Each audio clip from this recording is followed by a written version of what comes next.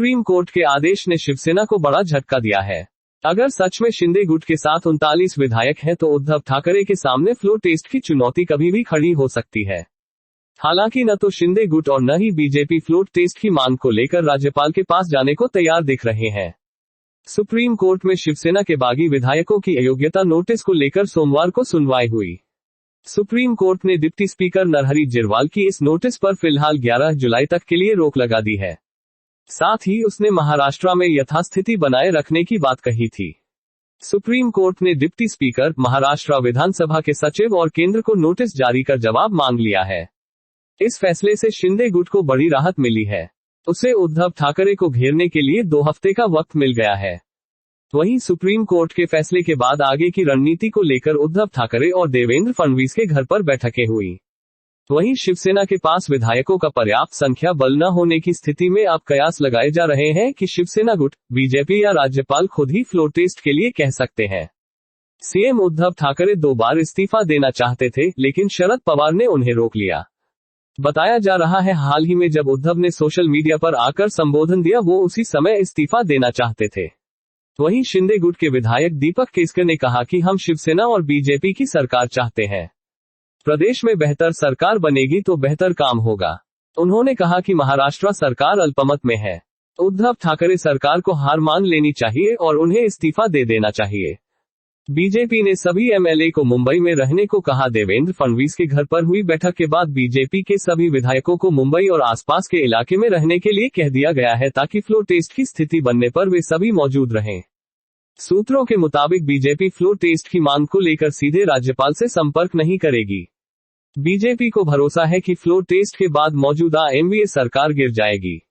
सूत्रों का कहना है कि बीजेपी एकनाथ शिंदे की शिवसेना के साथ गठबंधन में सरकार बनाएगी। वहीं कोर कमेटी की बैठक में नेताओं से कहा गया है कि वे कार्यकर्ताओं को तैयार रखें। जब भी शिवसेना के बागी विधायक मुंबई लौटेंगे, बीजेपी के कार्यकर्ता एयरपोर्ट पर उनका स्वागत करेंगे। वहीं बीजेपी के सुधीर मुंगतीवार का कहना है कि वे एकनाथ शिंदे समूह को असली शिवसेना समूह मानते हैं। अगर वह प्रस्ताव लेकर आते हैं तो हम विचार करेंगे। बागी एमएलए को अब 12 जुलाई तक देना है जवाब। महाराष्ट्र विधानसभा के डिप्टी स्पीकर ने शिंदे गुट के सभी विधायकों को जारी किए गए अयोग्य ठहराने वाले नोटिस पर अब जवाब देने का समय बढ़ा दिया है। उन्होंने सभी विधायकों को 12 जुलाई की शाम 5:30 बजे तक जवाब देने के लिए कहा है। पहले उन्होंने 27 जून की शाम 5:30 बजे तक जवाब मांगा था, लेकिन सुप्रीम कोर्ट की डिप्टी स्पीकर की नोटिस पर 11 जुलाई तक रोक के बाद उन्होंने यह समय सीमा बढ़ा दी है। 11 जुलाई के बाद शुरू होगी अयोग्यता की प्रक्रिया। राउत सुप्रीम कोर्ट के आदेश पर शिवसेना सांसद संजय राउत ने कहा कि हमारे लिए सुप्रीम कोर्ट भगवान है, लेकिन महाराष्ट्र में जनता की भावनाएं अलग है। 11 जुलाई के बाद बागी विधायकों को अयोग्य ठहराने की प्रक्रिया शुरू होगी। वहीं अपने जिंदा लाश वाले बयान राउत ने सफाई दी कि जो लोग 40-40 साल तक पार्टी में रहते हैं और फिर भाग जाते हैं, उनका जमीर मर गया है, तो उसके बाद क्या बचता है? जिंदा लाश। यह राम मनोहर लोहिया साहब के शब्द हैं। मैंने किसी की भावना को ठेस पहुंचाने का काम नहीं किया, मैंने सत्य कहा है। विधायकों को सिक्योरिटी मुहैया कराए सरकार। एससी सुप्रीम कोर्ट ने अपने फैसले में कहा कि राज्य सरकार कानून व्यवस्था बनाए रखे और शिंदे गुट के सभी विधायकों के जीवन और स्वतंत्रता की रक्षा के लिए पर्याप्त कदम उठाए। उनकी संपत्ति को कोई नुकसान न पहुंचे। सरकार सभी विधायकों और उनके परिवार को तुरंत उचित सुरक्षा मुहैया कराए।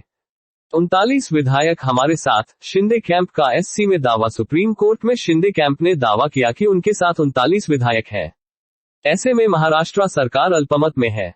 बागी गुट ने यह कहा कि डिप्टी स्पीकर की छवि जब संदेह के घेरे में है तो फिर वह अयोग्य ठहराने का प्रस्ताव कैसे ला सकते हैं। शिंदे गुट ने कहा कि पहले उन याचिकाओं पर सुनवाई होनी चाहिए जिनमें डिप्टी स्पीकर को हटाने की मांग की गई है।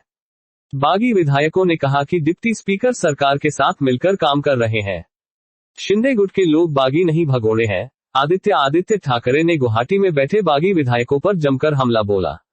उन्होंने कहा कि वे सामने आए और आंख में आंख डालकर हमसे बात करें। यह राजनीति नहीं, सर्कस बन गया है। यह बागी नहीं भगोड़े हैं। जो भागकर जाते हैं वे कभी जीतते नहीं हैं। वहीं उन्होंने कहा कि कुछ विधायक हमारे साथ हैं।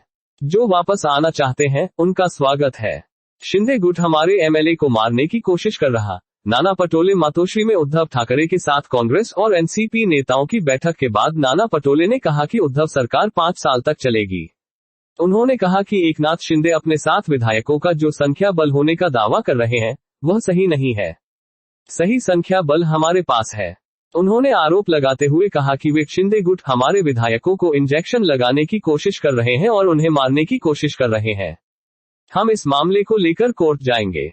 उद्धव के साथ बैठक में कांग्रेस नेता अशोक चव्हाण, नाना पटोले, बालासाहेब थोराट, शिवसेना नेता सुभाष देसाई और अरविंद सावंत मातोश्री, एनसीपी नेता जयंत पाटिल और दिलीप वालसे भी मौजूद थे। महाराष्ट्र में हम शिवसेना बीजेपी की सरकार चाहते हैं, केसकर शिंदे गुट के विधायक दीपक केसकर ने कहा कि हम शिवसेना और बीजेपी की सरकार चाहते हैं। प्रदेश में बेहतर सरकार बनेगी तो बेहतर काम होगा। उन्होंने कहा कि महाराष्ट्र सरकार अल्पमत में है। उद्धव ठाकरे सरकार को हार मान लेनी चाहिए और इन्हें इस्तीफा दे देना चाहिए। मैं आखिरी सांस तक शिवसेना के साथ। राहुल पाटिल। शिवसेना विधायक राहुल पाटिल ने शिंदे गुट में शामिल होने के लिए चोरी छुपे सूरत रवाना होने की खबरों का खंडन किया है। उन्होंने कहा कि वे अपना नियमित काम करने गए थे। वह अभी भी मंत्रालय में हैं। उन्होंने कहा कि उनके निर्वाचन क्षेत्र में कुछ लोग उनके बारे में अफवाह फैलाने की कोशिश कर रहे हैं, लेकिन मैं कहीं नहीं जा रहा हूं। मैं आखिरी सांस तक शिवसेना का साथ नहीं छोड़ूंगा। भूमि घोटाला मामले में संजय राउत को ED का समन। प्रवर्तन निदेशालय ED ने शिवसेना सांसद संजय राउत को समन भेजकर 28 जून को पूछताछ के लिए बुलाया है, लेकिन सूचना के मुताबिक वह ED के सामने पेश नहीं होंगे। उनकी मंगलवार को अलीबाग में रैली है, ऐसे में वह रैली का हवाला देकर गैर मौजूद रह सकते हैं। राउत को ED ने ये समन प्रवीण राउत और पात्रा चौल भूमि घोटाले से जुड़े मामले में भेजा है। ED के समन के बाद संजय राउत ने ट्वीट कर कहा था कि मैं अब समझ गया हूं कि ED ने मुझे समन भेजा है। हम सब बाला साहेब के शिवसैनिक बड़ी लड़ाई लड़ रहे हैं। यह साजिश चल रही है।